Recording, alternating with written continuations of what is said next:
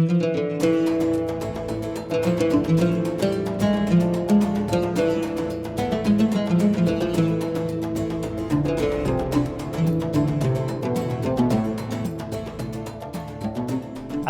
আলাইকুম ওরহমতুল্লাহি আবরাকাতু। সুপ্রিয় দর্শক, প্রাইম ব্যাংক হাসানা ইসলামী ব্যাংকিংয়ের সৌজন্যে সময় টেলিভিশনের বিশেষ আয়োজন ইসলামী অর্থনীতি অনুষ্ঠানে সবাইকে স্বাগত জানাচ্ছি। আমি মুফতি আবদুল্লাহ তামিম। দর্শক, আজকের দুনিয়ায় মুনাফার পাশাপাশি আমরা সবাই খুঁজি মানসিক শান্তি ও নিরাপত্তা, আর এই দুটিরই সঠিক ভারসাম্যই হলো ইসলামী অর্থনীতি, যা আজ বিশ্বজুড়ে আস্থার এক বড় নাম। এমনকি চীন ও জাপানের মতো অমুসলিম দেশগুলো এখন টেকসই উন্নতির জন্য এই ব্যবস্থার দিকে ঝুঁকছে। আজ আমাদের আলোচনার বিষয় ইসলামী অর্থনীতিতে মুদ্রাস্ফীতি। এ বিষয়ে গুরুত্বপূর্ণ আলোচনা করবার জন্য আমার সাথে উপস্থিত আছেন ঢাকা বিশ্ববিদ্যালয়ের ফিন্যান্স বিভাগের চেয়ারম্যান অধ্যাপক ডক্টর এইচ.এম. মোশাররফ হোসেন। আসসালামু আলাইকুম ওয়া রাহমাতুল্লাহি ওয়া বারাকাতুহু। এছাড়াও আমাদের সঙ্গে আছেন আইএফএ কনসালটেন্সির প্রতিষ্ঠাতা ও পরিচালক, জামিয়া শরিয়া মালিবাগ ঢাকার সহকারী মুফতি আবদুল্লাহ মাসুম। আসসালামু আলাইকুম রাহমাতুল্লাহ। প্রথমেই ডক্টর মোশাররফ হোসেন, আপনার কাছে জানতে চাই, বর্তমান বাস্তবতায় মুদ্রাস্ফীতির প্রধান কারণগুলো কি বলে মনে করেন এবং সাধারণ মানুষের জীবনে এই মুদ্রাস্ফীতিটা কিভাবে প্রভাব ফেলছে? মুদ্রাস্ফীতির মূল কারণগুলো হচ্ছে আমাদের বর্তমান সমাজে, সেটা হচ্ছে যে আমাদের যে যোগান ব্যবস্থাপনা খুব বেশি অদক্ষ, তারপর হচ্ছে আমাদের কোনো বাজার তদারকিটা নেই। এরপর হচ্ছে আমাদের দেশ থেকে অনেক টাকা পয়সা বিদেশে পাচার হয়ে গেছে, খিলাফি ঋণ আছে, আমদানি মূল্য বৃদ্ধি আছে, তারপর আমাদের ব্যবসায়ীরা অনেক সময় অসাধুভাবে ব্যবসা করে। ইভেন আমাদের যে ধরেন যে জিনিসপত্রগুলো তারা মানে অবৈধভাবে আটকিয়ে রাখে, যার আমরা বলি যে হোয়ার্ডিং করা, মজুদদার করা, যেটা অবশ্যই ইসলাম অ্যালাউ করে না। সো যেমন আমি একটা কথা বলি যে গত সপ্তাহে একটা লেবু কিনেছি 10 টাকা পিস, গতকাল সকালে 30 টাকা পিস। তার অর্থ কী? অর্থাৎ যারা আমাদের ব্যবসায়ীরা অসাধুভাবে ব্যবসা করে, তার মানুষকে জিম্মি করে, তাদের ইচ্ছা মতো করে জিনিসপত্রের দাম বাড়াচ্ছে। এই সব কিছু করে আসলে আমাদের মুদ্রাস্ফীতিটা হয়। আর আরেকটা বিষয় আমি বলেছিলাম, সেটা ছিল যে এটার প্রভাবটা কী। সেটা হচ্ছে যে মুদ্রাস্ফীতির কারণে মানুষের ক্রয় ক্ষমতাটা একেবারেই কমে যায়, জীবনযাত্রার ব্যয়টা বৃদ্ধি পায়, মানুষের সঞ্চয় কমে যায়, মানুষের বিনিয়োগ কমে যায়, দেশের উৎপাদন কমে যায়।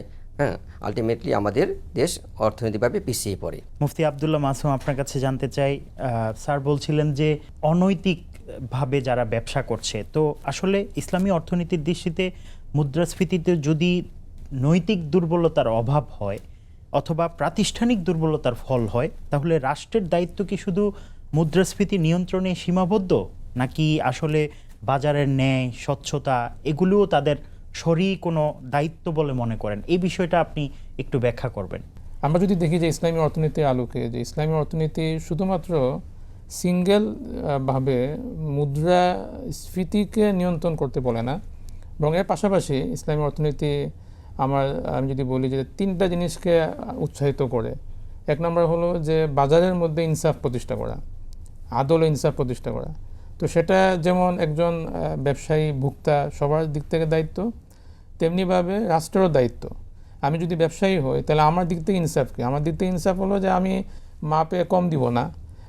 আমি যদি ভোক্তা হই, আমার দিক থেকে ইনসাফ হলো যে আমি যদি জানিও যে বিক্রেতা সঠিক দাম হয়তো সে বলতে পারছে না, আমি তাকে সঠিক দামটাই দেওয়ার চেষ্টা করব। রাষ্ট্রের ইনসাফের দায়িত্ব কী? রাষ্ট্রের ইনসাফের দায়িত্ব হলো যে রাষ্ট্র চেষ্টা করবে বাজার যেন কারসাজি তৈরি না হয়। আমরা যদি বাজারে কারসাজি তৈরি হতেই থাকে, তাহলে কিন্তু শুধুমাত্র মুদ্রাস্ফীতির জন্য মুদ্রা সরবরাহকে ঠিক করা, যেটা কেন্দ্র ব্যাংক করে, শুধু এই সিঙ্গেল একটা মুভমেন্ট দিয়ে আমাদের অর্থনীতির যে স্বাচ্ছন্দ্যতা, সেটা কিন্তু আমরা নিয়ে আসতে পারবো না। দ্বিতীয় হলো সেটা হলো যে জবাবদিহিতা তৈরি করা। আজকে আমরা যেটা দেখি যে আমাদের ব্যবসায়ী শ্রেণীগুলোতে অনেক ব্যবসায়ী বা সৎ ব্যবসায়ী আছেন, কিন্তু তারপরও দেখা যায় যে কিছু কিছু জায়গায় দুর্নীতি হচ্ছে, সিন্ডিকেট হচ্ছে। তো ইসলামে সিন্ডিকেটকে অনেক কঠিনভাবে নিষেধ করা হয়েছে। সহিহ মুসলিমের 4272 নং হাদিসে যদি আমরা দেখি, সেখানে আল্লাহ নবী কী বলেছেন? আল্লাহ নবী বলেছেন যে সাল্লাল্লাহু আলাইহি সাল্লাম, লা ইয়াহতাকি ইল্লা খাতিউন, যে মজুদ করে সে মূলত পাপী হয়। এবং আরেক হাদিসে আসছে যে আল মুহতাকি মালউনুন, যে মজুদ করে সে হলো অভিশপ্ত। তাহলে এই যে মেসেজগুলো আমাদের সমাজে ছড়িয়ে দিতে হবে, এবং মজুদটা যেন কৃত্রিমভাবে না করা যায়, এর জন্য সরকারের কিছু উদ্যোগ আছে এখানে। আমি একটা সহজ কথা বলি, আমরা দেখেছি আমাদের সমাজে বিভিন্ন সময় মোবাইল কোর্ট আমরা দেখেছি মজুদদারি, এগুলোকে কৃত্রিম মজুদদারি ঠেকানোর জন্য। যদি আমরা একটা অ্যাপস করতে পারতাম যেখানে আপনার গ্রাহক চাইলেই যদি সে কোথাও থেকে আপনার মজুদ হচ্ছে সেটা ছবি তুলে ওখানে অ্যাপসের মধ্যে ডাউনলোড করে দেবে, আপলোড করে দেবে, তাহলে ইমিডিয়েট তখন সরকার বা প্রশাসন অ্যাকশন নিতে পারবে।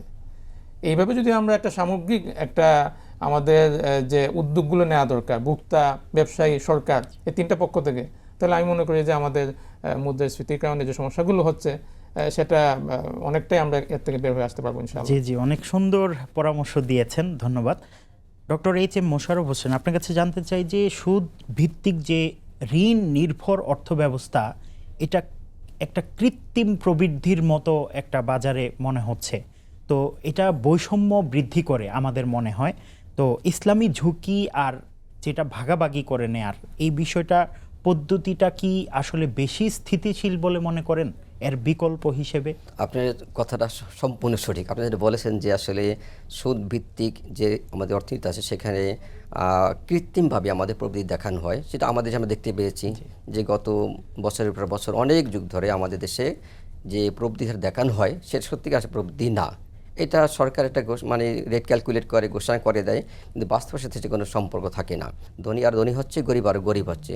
কারণটা মনে করেন যে আমি আপনার কাছ থেকে 2 লাখ টাকা নিয়েছি 10% রেটে, আমি চেষ্টা করছি কিন্তু তারপর আমার ক্ষতি হইল, কিন্তু আপনি কিন্তু আমার কাছ থেকে এই 2 লাখ টাকার উপরে 10% আপনি আদায় করে নেবেন, তাহলে আমি কি হচ্ছে, আমি কিন্তু জুলুমের শিকার হয়ে যাচ্ছি, আমার অন্যের সম্পদ বিক্রি আপনার শোধ করতে হচ্ছে। তো আপনি ঠিকই 2 লাখ টাকার 10% সব ফেরত পেলেন, বাট আমি কিন্তু ক্ষতির সম্পূর্ণ সম্মুখীন হলাম। তো আমি আরও দিনের পর দিন একটু আর্থিকভাবে নিচের দিকে চলে যাচ্ছি, আপনি উপরের দিকে চলে যাচ্ছেন। তো আসলে এই সুদভিত্তিক অর্থনীতিতে ধনী গরিবের পার্থক্যটা অনেক বেড়ে যাচ্ছে। মুফতি আব্দুল্লাহ মাসুম, আপনার কাছে জানতে চাই যে ঋণ নির্ভর প্রবৃদ্ধি যদি স্থায়ী মুদ্রাস্ফীতি তৈরি করে, তাহলে মুসলিম সংখ্যাগরিষ্ঠ দেশের নীতি নির্ধারক যারা আছে তারা ধীরে ধীরে সম্পদভিত্তিক যে ঝুঁকি ভাগাভাগির একটা বিষয় আছে, তো সেটার দিকে অগ্রসর হওয়া উচিত বলে মনে করেন কিনা আপনি? প্রথমত দেখুন যে ঋণ নির্ভর প্রবৃত্তি যেটা আসলে যেটাকে আপনার ডেট ড্রিভেন গ্রোথ বলে, সেটা মূলত কি করে, সেটা অর্থনীতিতে আপনার ক্রেডিটের চাহিদা খুব বাড়িয়ে দেয়, এর মাধ্যমে একটা কৃত্রিম আপনার একটা গ্রোথ তৈরি করে।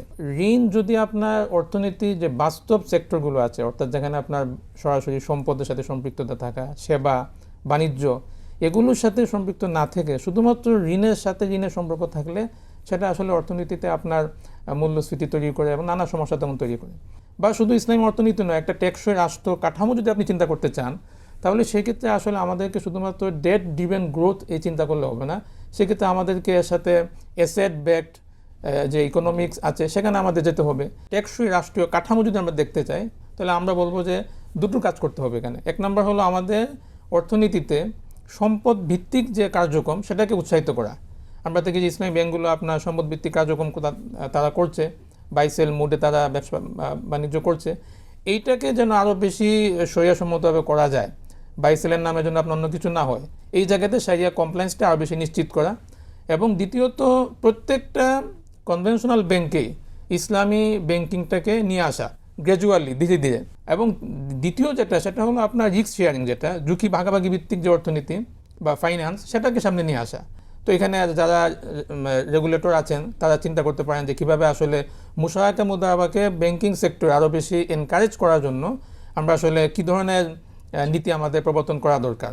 শেষ করব শুধু একটা কথা বলে যে বর্তমান বিশ্বে ইসলামিক ফাইন্যান্স এটা শুধুমাত্র এখন একটা রিলিজিয়াস পার্ট না, এটা বা একটা রিলিজিয়াস কথা না, এটা একটা টেকসই অর্থনীতির সিনড্রোম, টেকসই অর্থনীতির একটা আলামত। এটা আপনি দেখবেন যে গত কিছুদিন আগে পাকিস্তান যে সরকার তারা পার্লামেন্টে আইন করেছে যে 2028 জানুয়ারি থেকে আপনার পুরো দেশেই ইসলামী ব্যাংক চালু করতে হবে, কোনো সুদী ব্যাংক থাকবে না। এবার doctor H M Mosharraf Hossain, আপনার কাছে জানতে চাই, উচ্চ মুদ্রাস্ফীতি যেটা আছে এটা টাকা রক্ষা করতে পারে, মানুষ কোন সম্পদে যাবে? আর সুদভিত্তিক যে স্থির আয়, এটা কি আসলে সত্যিই সুরক্ষা দিতে পারে মানুষকে? আসলে উচ্চ মুদ্রাস্ফীতি যেটা আমাদের আছে সেটা পুরোপুরি কখনো নিয়ন্ত্রণ করা যাবে না বা মোকাবেলা করা যাবে না। তবে সেক্ষেত্রে যদি আমরা ধরেন যে স্থাবর সম্পদ যেগুলো আমাদের আছে, যাকে আমরা রিয়েল এস্টেট বলি, সেখানে আমরা বিনিয়োগ করতে পারি। তারপরে ধরেন যে কিছু আছে যে হার সমন্বয়যোগ্য, যদি মুদ্রাস্ফীতি রেটটা বাড়বে কম, এটা সমন্বয় অ্যাডজাস্টেবল বলে আর কি। এরকম ধরেন যে সঞ্চয়পত্র আছে, তারপর বন্ড আছে, ডিবেঞ্চার আছে, তারপরে কিছু এফডিআর আছে। আর সবচেয়ে উত্তম হচ্ছে সুকক, কারণ সুকুকটা যেটা হয় এটা একটা পলিসি, সেটা হচ্ছে যে গত কয়েক বছরে মুদ্রাস্ফীতির যে গড় থাকে সেই গড়টাকে বেস রেট ধরা হয়, তার সাথে একটা অতিরিক্ত প্রিমিয়াম যোগ করে দেওয়া হয়।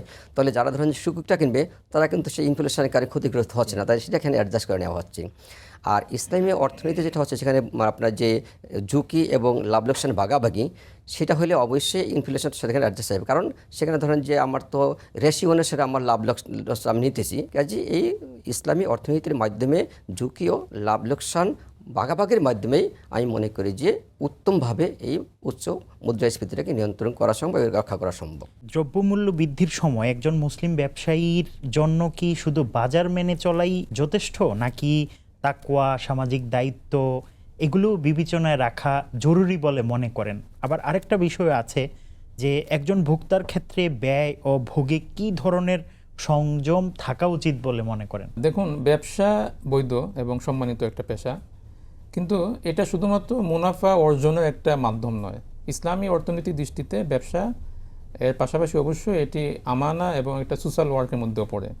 যদি ব্যবসায়ীর নিয়ত সঠিক থাকে এবং সে কাজটাও সঠিকভাবে করে, তাহলে এই ব্যবসার মাধ্যমে তার যে আয় উপার্জন হবে সেটা তার দুনিয়াতে যেমন বারাকা নিয়ে আসবে, আখিরাতেও তার সওয়াব এবং পুণ্য বলে গণ্য হবে।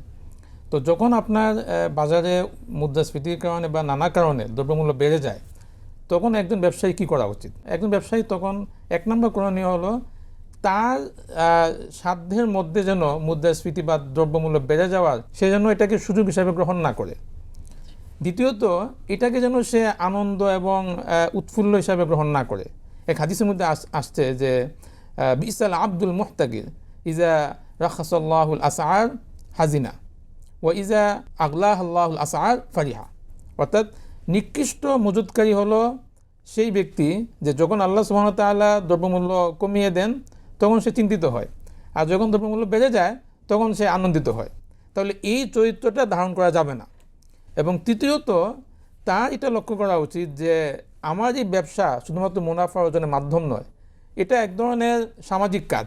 সুতরাং আমি চেষ্টা করব যে আমার সাধ্যের মধ্যে যেন দ্রব্যমূল্যটা নিয়ন্ত্রণে থাকে এবং যারা সমাজের নিম্ন শ্রেণী, মানে অর্থনৈতিক দিক থেকে যারা নিম্ন শ্রেণীর মানুষ, তাদের জন্য কিছুটা হলেও সহযোগিতামূলক আচরণ করা। উদাহরণস্বরূপ কিছু দ্রব্যমূল্য, কিছু দ্রব্য, কিছু আপনার সামানাপত্র বা কিছু সদাই, এগুলো অল্প মূল্যে দেওয়া হবে। ওই যারা আপনার এলিজেবল পার্সন আছেন বা যারা আপনার একটু নিম্ন আয়ের মানুষ, তাদের জন্য আলাদা একটা বরাদ্দ ওই আপনার সংকটময় মুহূর্তে রাখা, এটা একজন মুসলিম ব্যবসায়ীর আচরণ হওয়া উচিত। আর যারা ভোক্তা আছেন, আপনার যদি সাধ্য থাকে, সামর্থ্য থাকে, তাহলে ওই সংকটের সময় আপনার যে ক্রয় করার ক্যাপাসিটি, এটাকে আপনি নিয়ন্ত্রণ করেন। এতে কি হবে, ওই অটোমেটিকলি আপনি দেখবেন যে তখন ওই বাজারে আপনার যে অতিরিক্ত দামের যে একটা আপনার প্রচলন, সেটা অনেকটা নিয়ন্ত্রণে চলে আসবে। বাংলাদেশে আমরা এই আপনার সামাজিক সুরক্ষার খাতে প্রতি বছর বাজেটে একটা অংশ বরাদ্দ থাকে। গত 2024-25 বাজেট যদি আমরা দেখি, সেখানে 1,48 কোটি টাকা বরাদ্দ দেওয়া হয়েছে, মানে বাজেটের প্রায় 16%। আপনি খেয়াল করেন, ইসলামী অর্থনীতির আলোকে জাকাত, এই জাকাতে বাংলাদেশের পটেনশিয়ালিটি হলো আপনার 1 লক্ষ কোটি টাকারও বেশি। আমরা যদি জাকাতকে আমাদের ফিসক্যাল পলিসিতে আমরা নিয়ে আসতে পারতাম, যেটা এই নবনির্বাচিত সরকারের জন্য অত্যন্ত গুরুত্বপূর্ণ একটা মেসেজ, যে জাকাতকে আমাদের ফিসক্যাল পলিসিতে নিয়ে আসতে পারলে ওখান থেকে কিন্তু আমরা আমাদের এই নিম্ন শ্রেণীর যারা নিম্ন আয়ের মানুষ, নিম্ন শ্রেণী বলবো না, যারা নিম্ন আয়ের মানুষ, তাদের জন্য আমরা জাকাত থেকে আমরা খুব সহজে একটা বরাদ্দ আমরা দিতে পারি। আজকে কেন আমার টিসিবির ট্রাকের পেছনে আমার ভাইয়েরা কেন লাইন ধরতে হবে? আমি কেন এটাকে ডিজিটালাইজ করতে পারছি না? আমি কেন এমন একটা অ্যাপস করতে পারছি না, একটা ওয়েবসাইট করতে পারছি না, যেখানে যারা জাকাত গ্রহণের যোগ্য তাদের অ্যাপ্লিকেশন করবে এবং সরকার হোম ডেলিভারি সার্ভিস দিবে? এটা কেন আমরা করতে পারছি না? এটাই আমাদের সামনে এই আমরা যে সরকার দেখতে পাচ্ছি, আমরা আশা করি তারা এই জায়গাটাকে আরও উন্নত করবে। কারণ অনেক মানুষ আপনি দেখবেন যারা আসলে তাদের দরকার, কিন্তু তারা তাদের আত্মমর্যাদার কারণে টিসিবির লাইনের পেছনে এই মানে ওই লাইনে তারা দাঁড়াতে সক্ষম না। তাদের জন্য, তারা যেন ঘরে বসেই এই সরকারের বরাদ্দটা পেয়ে যায়, সেটার জন্য একটা উন্নত একটা ভার্সন আমরা দেখতে চাই। জি, অনেক অনেক ধন্যবাদ আপনাদেরকে সময় টেলিভিশনকে সময় দেওয়ার জন্য। আপনাকে অনেক অনেক ধন্যবাদ। সুপ্রিয় দর্শক, এতক্ষণ পর্যন্ত আপনারা দেখছিলেন প্রাইম ব্যাংক হাসানা ইসলামী ব্যাংকিং নিবেদিত সময় টেলিভিশনের বিশেষ আয়োজন ইসলামী অর্থনীতি অনুষ্ঠান। আগামী অনুষ্ঠান দেখার আমন্ত্রণ জানিয়ে আজকের মতো বিদায় নিচ্ছি। সবাই ভালো থাকবেন, সুস্থ থাকবেন, সঙ্গেই থাকবেন সময়ের। আসসালামু আলাইকুম ওয়া রাহমাতুল্লাহি ওয়া বারাকাতুহু।